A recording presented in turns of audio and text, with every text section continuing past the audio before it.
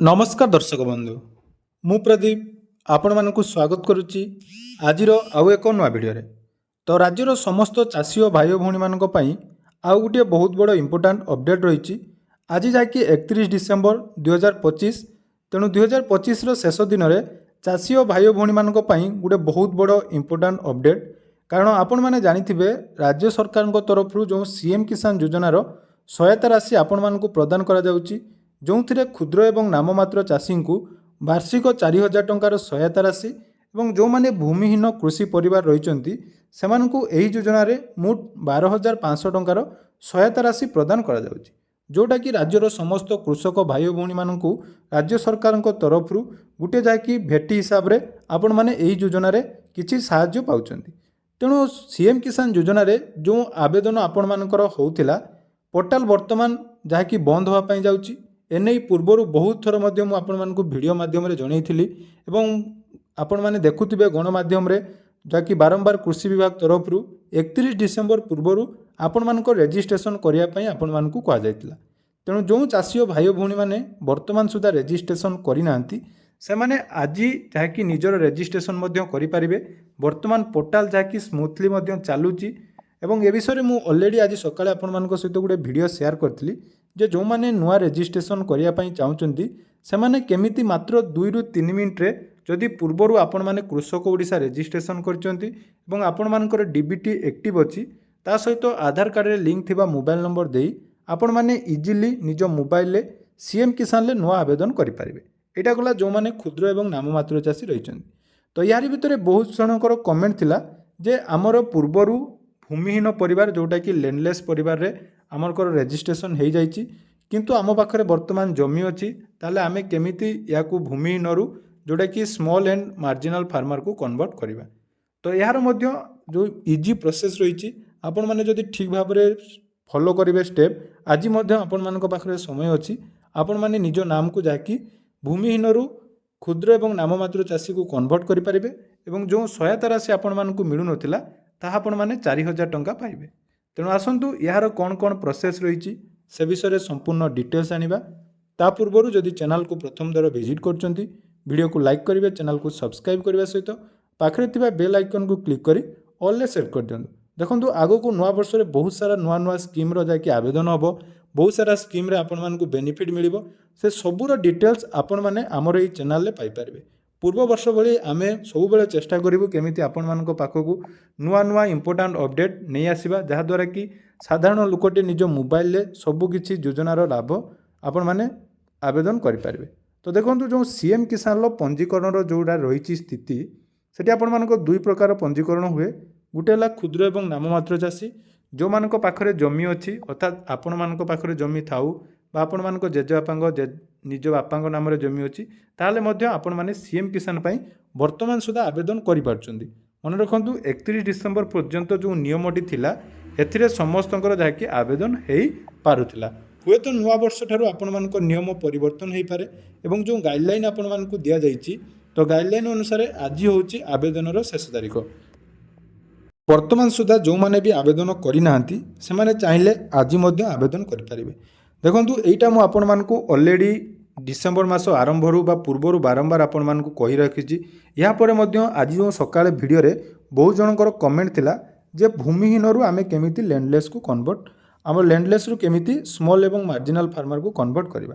देखंतु small and marginal farmer को convert करिया पई हेले सर्वप्रथमे आपण माने कृषक ओडिसा मन रखंतु कृषक ओडिसा पोर्टाल ले जोटा कि रेजिस्ट्रेशन करबा निहाती दरकार।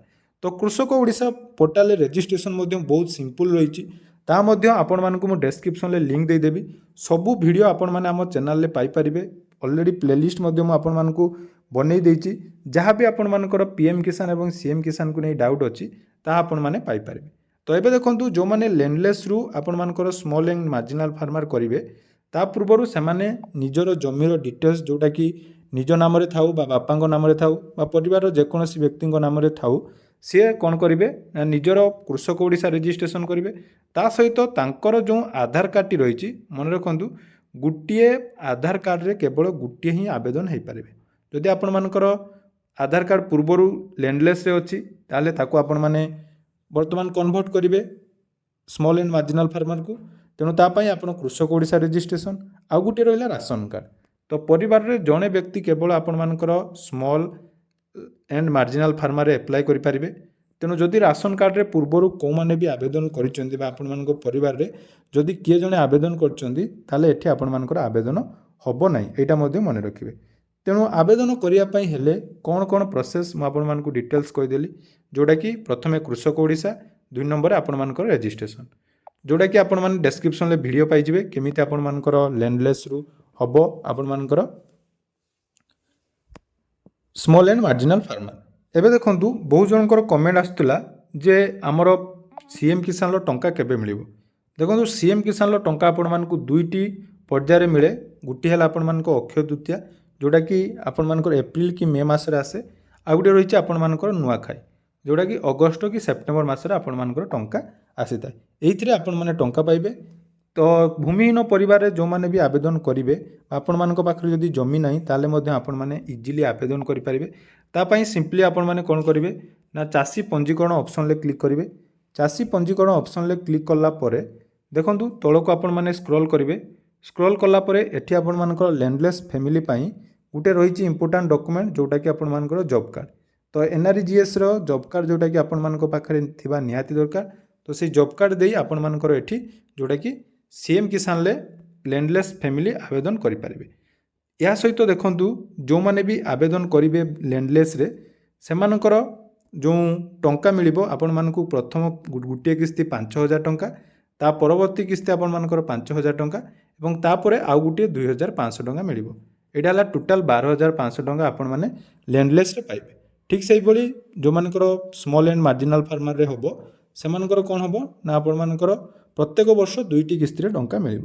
ଏହା ସହିତ ଯେଉଁମାନେ ନୂଆ କରି ଆବେଦନ କରୁଛନ୍ତି ସେମାନଙ୍କର ମଧ୍ୟ କମେଣ୍ଟ ଥିଲା ଯେ ଆମେ ଯେତେବେଳେ ନିଜର ସ୍ଥିତି ଯାଞ୍ଚ କରୁଛୁ ସେଠି ଆମମାନଙ୍କର କ'ଣ ଦେଖାଉଛି ନା ଆପଣମାନଙ୍କର VLW ପେଣ୍ଡିଂ ବା VLW ଭେରିଫିକେସନ୍ ସରିଛି, ବ୍ଲକ୍ ଲେବୁଲ୍ର ପେଣ୍ଡିଂ ଅଛି, କାହାର ଡିଷ୍ଟ୍ରିକ୍ଟ ଲେବୁଲ୍, କାହାର ଷ୍ଟେଟ୍ ଲେବୁଲ୍। ତ ସେମାନଙ୍କର କିଛି ପ୍ରୋବ୍ଲେମ୍ ନାହିଁ। ଆପଣମାନଙ୍କର ଯେଉଁ ଆବେଦନ ହେଇଛି ସେଇଟା ଯେଉଁ ନେକ୍ସଟ ପେମେଣ୍ଟ ଯେବେ ଆସିବ, ଯେଉଁଟାକି 2026 ଆପଣମାନଙ୍କର ନୂଆ ବର୍ଷର ଯେଉଁ ଅକ୍ଷୟ ତୃତୀୟା ଅବସରରେ ମିଳିବ, ତ ସେ ସମୟରେ ଆପଣମାନଙ୍କ ଷ୍ଟାଟସ୍ଟି ଅପଡ଼େଟ୍ ହେଇଯିବ। ସେଥିପାଇଁ ଆପଣମାନଙ୍କୁ କିଛି କରିବା ପାଇଁ ପଡ଼ିବ ନାହିଁ।